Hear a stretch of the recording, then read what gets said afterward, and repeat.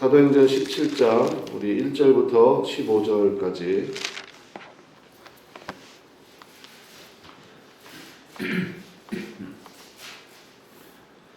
사도행전 17장 1절부터 15절 오늘도 하나님 말씀을 꼭꼭 씹어 먹도록 하겠습니다.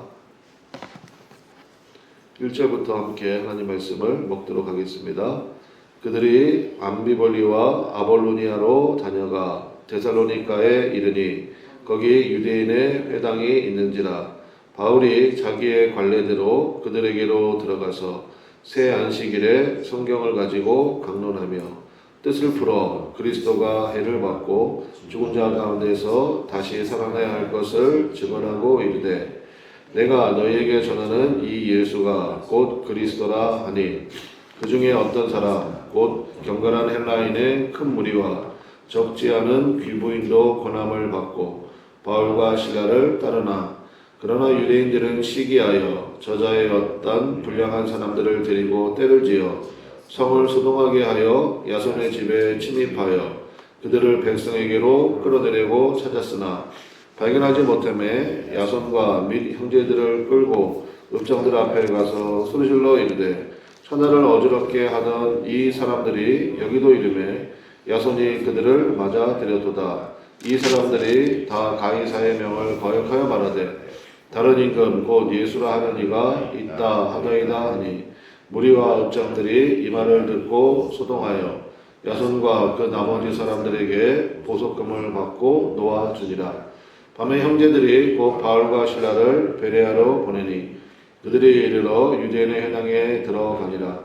베레아에 있는 사람들은 데살로니가에 있는 사람들보다 더 너그러워서 간절한 마음으로 말씀을 받고 이것이 그러한가 하여 날마다 성경을 상고하므로 그 중에 믿는 사람이 많고 또 헬라의 귀부인과 남자가 적지 아니하나 데살로니가에 있는 유대인들은 바울이 하나님의 말씀을 베레아에서도 전하는 줄을 알고 거기도 가서 무리를 움직여 소동하게 하거늘 형제들이 곧 바울을 내보내어 바다까지 가게 하되 실라와 디모데는 아직 거기 머물더라. 바울을 인도하는 사람들이 그를 데리고 아덴까지 이르러 그에게서 실라와 디모데를 자기에게로 속히 오게 하라는 명령을 받고 떠나니라. 아멘.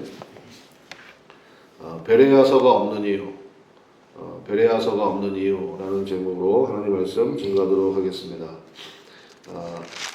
이제 그리스를 시작으로 빌립보 교회를 시작으로 이제 유럽 선교의 방향이 열리게 되었다. 우리 16장을 통해서 함께 말씀을 나눴습니다.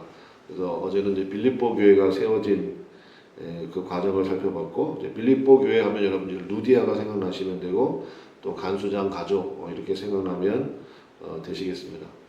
우리 어제 새벽에 잠깐 했지만 우리 17장 1절에 그들이 이렇게 표현되어 있다 그랬죠. 그래서 그들이 그러면 이제 누가 빠진 것이냐? 누가가 빠졌다. 이렇게 우리가 이해하자 그랬습니다. 그래서 이제 루디아의 집에 이제 누가가 나왔습니다. 그래서 사도행전 20장 6절에 가면 이제 드로아에서 다시 만나게 되거든요. 그러니까 이 누가와 그 다음에 이제 바울 이 선교 일행이 다시 만났는데 적어도 한 3년 정도 되는 것 같아요. 3년 9개월. 그러니까 그동안 누가는 계속해서 빌립보 교회를 목회를 했다. 그렇게 이제 우리가 이해할 수 있겠습니다. 오늘 우리가 읽은 17장 이 말씀을 통해서는 또 두 교회가 세워집니다.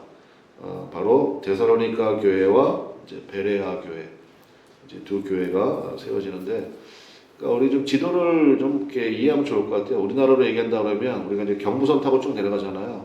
뭐 서울에서 출발해가지고 그 다음에 뭐 수원 거쳐서 그 다음에 뭐 청주, 대전, 그 다음에 뭐 쭉 내려가다가 뭐 경주, 그 다음에 부산 이렇게 해지는 것처럼 좀 지도 타고 쭉 내려오는 거예요. 그러니까 제일 위가 빌립보고요.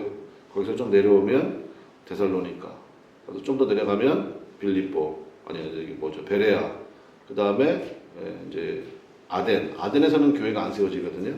아테네라고 부르는 아덴, 그 다음에 그 밑에 고린도, 이렇게 이제 쭉 이어진다. 오늘은 이제 그 중에 두 교회, 데살로니가 교회와 베레아 교회 두 교회가 세워지게 되었다라는 것입니다. 먼저 데살로니가가 세워지는 장면을 볼 텐데 여기서 제일 중요한 건 저는 3절인 것 같아요. 우리 2절 끝에 보니까 바울이 새 안식일, 그러니까 3주 동안입니다. 3주 동안에 성경을 가지고 강론하며, 그 다음에 3절의 첫 마디가 뭡니까? 뜻을 풀어. 저는 이게 참 중요한 것 같아요. 그래서 물론 성경 혼자 읽는 것도 중요하지만 반드시 뜻을 풀어주는 사람이 있어야 됩니다. 여러분 기억나십니까? 그 간다게의 모든 국권을 맡았던 네시도 빌립 집사가 와가지고 그때 그 네시가 이사야서를 읽고 있었죠. 근데 옆에 가가지고 읽는 것을 깨닫습니까? 뭐 지도하는 사람이 없는데 어떻게 깨달을 수가 있겠습니까? 거기서부터 시작해서 또 마침 이사야서의 그 고난의 종 그 부분을 읽고 있었잖아요. 그래서 거기서부터 뜻을 풀어서 예수님을 증거했고, 자 여기도 마찬가지입니다. 성경을 가지고 그 당시에 성경은 당연히 구약 성경이잖아요. 그러니까 구약 성경을 가지고 이제 뜻을 풀어 주었다라는 것입니다. 3절이 제일 중요하니까 우리 한번 같이 읽어봅시다. 3절 다 같이 읽습니다. 시작. 뜻을 풀어 그리스도가 해를 받고 다시 살아나야 할 것을 증언하고 이르되 내가 너에게 전하는 이 예수가 곧 그리스도라 하니. 죄송합니다. 그래서 여기에 사실은 복음의 핵심이 담겨 있다 이렇게 얘기할 수 있습니다. 여러분들이 이제 오늘 아까 기도했잖아요. 하나님 전도의 문을 열어주십시오. 그러니까 전도할 때 전도는 이제 소개다 이렇게 얘기하는 게 훨씬 더 이해하기 좋다고 그랬죠. 그러니까 소개할 때 복음을 소개할 때 3절 하는 거예요. 3절. 이 3절. 그래서 딱 두 가지 전하는 겁니다. 그러니까 사도 바울도 이 데살로니가 교회에 3주 머물러 있으면서 이거 전했어요. 성경을 통해서 뜻을 풀어서 그러니까 뭘 전했습니까? 그리스도가 해를 받고 죽은 자 가운데서 다시 살아내야 할 것. 이게 첫 번째예요. 이게 바로 뭡니까? 예수님의 십자가를 통해서 속죄가 일어났다라는 것. 그 다음에 다시 살아내는 것. 이걸 우리가 뭐라고 불러요? 부활이잖아요. 그러니까 예수님의 십자가를 영접하면 우리 안에서 속죄. 그러니까 저는 성경에 어디를 가지고 얘기했을까? 저는 그 제사에 대한 거 있잖아요. 번제. 그걸 가지고 얘기하지 않았을까? 이런 생각이 듭니다. 우리가 번제를 통해 가지고 화목제, 속죄제 다 이런 것들 통해서 그 제물과 내가 하나 되는 거잖아요. 그래서 사도 바울의 가장 중요한 이제 신학적인 사상이 나오죠. 그리스도가 십자가 못 박힐 때 나도 못 박혔다. 그리고 예수님께서 부활하실 때 나도 부활했다. 주님과 나와의 완전한 하나됨, 연합, 그거 얘기하거든요.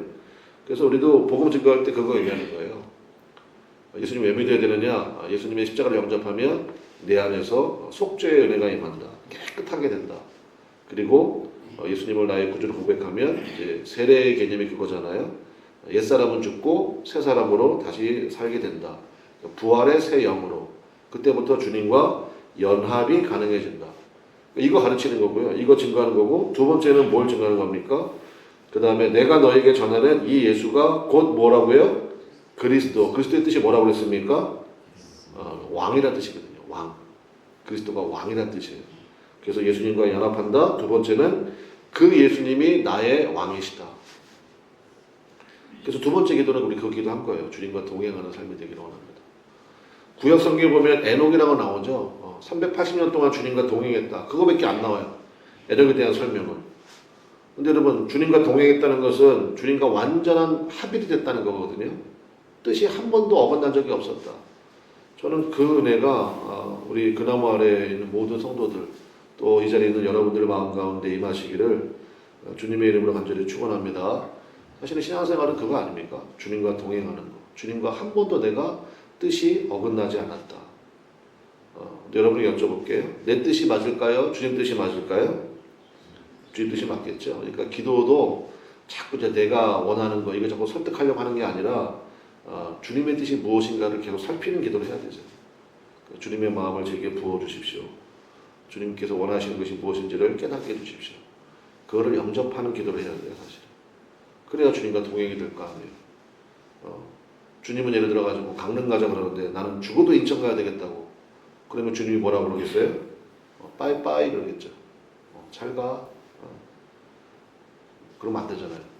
나는 인천 가고 싶은데 주님이 강릉 가자 그러면 인천 가려고 하는 데 뜻을 포기해야죠. 그래야 주님과 동행이 될 거 아닙니까? 그래서 복음의 핵심은 17장 3절이에요. 그래서 이 말씀을 여러분 기억하셔서 예수님의 십자가를 통해 속죄가 된다. 그 영접하게 되면 우리가 새 사람으로 살게 된다. 부활의 새 영이 된다. 그것은 무슨 얘기냐? 주님과 연합이 된다. 그래서 성령이 우리 안에 오시잖아요. 예수님의 영이. 그럼 두 번째 뭐 해야 됩니까? 내 안에 오신 성령님 그분을 왕처럼 모시는 것. 그다음에 주님의 뜻을 쫓아가는 것. 주님이 나의 그리스도십니다. 그럼 주님이 나의 구주십니다. 왕이십니다. 구주라고 말만 하고 왕이라고 말만 하고 그리스도라고 말만 하면서 맨날 살기는 자기 마음대로 살고 그건 아니라는 거예요. 그래서 사도 바울은요 가는 곳마다 이 복음을 증거했던 것 같아요. 그러니까 가장 강력한 복음이죠. 그랬더니 이제 데살로니가에 이제 따르는 무리가 생겼다. 그러니까 우리식으로 얘기하면 교회가 이제 개척되었다 그런 이야기입니다. 근데 이제 5절에 보니까 그러나 유대인들은 시기하여 저자의 어떤 불량한 사람들을 데리고 그러니까 뭐 깡패들을 동원했나 봐요. 때를 지어 성을 소동하게 하여 야손의 집에 침입하여 그러면 이제 여러분 좀 머릿속에 또 기억하셔야 돼요. 빌립보 교회 하면 누가 생각나야 된다고요? 루디아. 그렇죠? 그럼 데살로니가 교회 하면 누가 생각나면 됩니까? 야손이 생각나면 돼요. 야손. 이 야손은 어떤 사람이냐?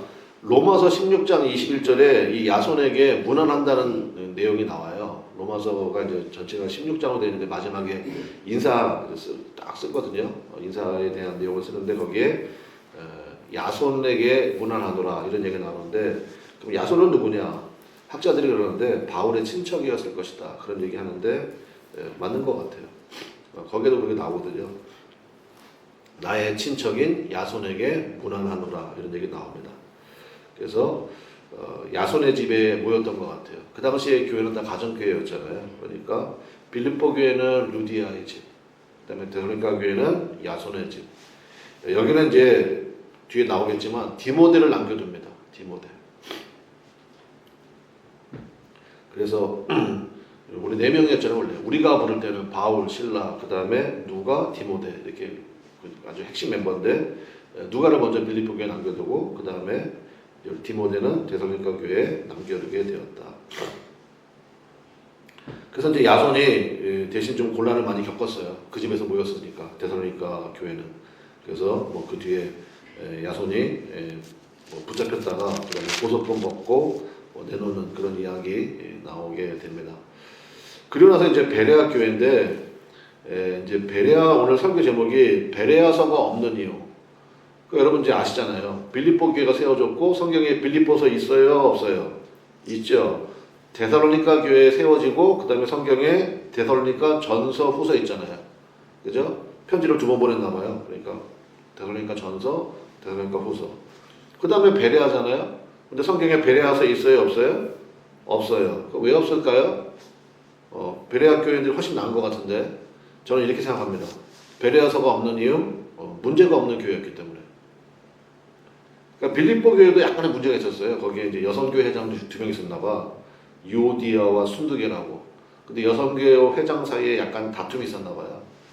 빌립보 교회 너무 귀한 교회인데 그런 다툼의 문제, 또 감사한 것도 있어서 편지도 보내지만 그런 교회에 약간의 분열의 조짐이 보이니까 편지 보낸 거거든요. 데살로니가 교회는 3주밖에 머물러 있지도 않았지만 이 사람들은 조금 복음의 좀 급진적인 태도였어요. 그러니까 예수님의 재림을 믿었거든요. 근데 너무 믿어버렸어. 그리고 금방 오실 줄 알았어. 여러분 예를 들어가지고 다음 달에 예수님 오십니다. 그럼 여러분 뭐 하실래요? 직장 다녀요, 안 다녀요? 네? 다녀야 되잖아요. 근데 데살로니가 교인들은 일도 안 했어요. 일도 안 하고. 그러니까 데살로니가 저서에 보면 나옵니다. 너희 중에 일도 하지 않는다는 소리가 들리는도다. 뭐 이런 얘기 나오고 편지를 2번이나 보냈잖아요. 여러분 예를 들어서 여러분 자식이 있습니다. 근데 자식이 지가 알아서 잘해. 뭐 밥도 잘 챙겨 먹고 그다음에 공부도 착실하게 열심히 하고 그다음에 뭐 친구들도 아주 건전하게 교제하고 얘기할 게 아무것도 없어. 그럼 그 자식한테 뭐 할 얘기 있어요, 없어요? 없잖아요. 그냥 생존만 하기도 되잖아요. 왜 알아서 잘하니까. 그런데 그냥 맨날 사고 치고 문제 일으키고 그러면은 그 부모의 잔소리가 늘어나는 거 아닙니까? 저는 그런 의미인 것 같아요. 배려서가 없어요. 왜요? 문제가 없는 교회니까. 그 증거가 어디 나오느냐? 11절 보세요. 11절 우리 한번 같이 읽어보겠습니다. 이제 데살로니가 밑에 있는 베레아로 갔는데 11절 다 같이 읽어보겠습니다. 시작. 베레아에 있는 사람들은 데살로니가에 있는 사람들보다 더 너그러워서 간절한 마음으로 말씀을 받고 이것이 그러한가 하여 날마다 성경을 상고하므로.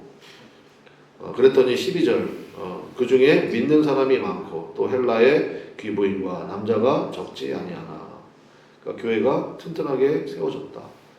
이 말씀을 읽을 때 우리 데살로니가에 있는 사람들은 얼마나 자존심 상했을까? 그렇잖아요. 둘을 딱 비교하고 있잖아. 비교하면서 베레아에 있는 사람들은 데살로니가에 있는 사람들보다 첫 번째 어떻대요? 더 너그럽대요. 옛날 성경에는 신사적이어서 이렇게 나와요. 영어 성경에도 more noble character 이렇게 나오거든요. 쉬운 성경이나 이런 데는 고상한이라고 되어 있어. 고상한. 저 사람이 훨씬 더 고상하다. 그러니까 데살로니가 사람들이 조금 되게 속상했을 것 같아요. 예. 그러니까 저는 이거 굉장히 중요한 것 같아요. 그래서 우리 여러분 성경에도 좀 표시를 하면 좋겠어요. 우리 베레아 교회처럼 되기 원합니다. 그러면서 특징이 뭐냐? 첫 번째, 더 너그럽다. 두 번째 특징이 뭐예요? 간절한 마음을 가지고 있다. 세 번째 특징이 뭐예요? 날마다 성경을 상고한다. 세 가지. 그러면 하나님이 가장 기뻐하시는 교회가 아닐까. 그래서 하나씩 살펴봅시다.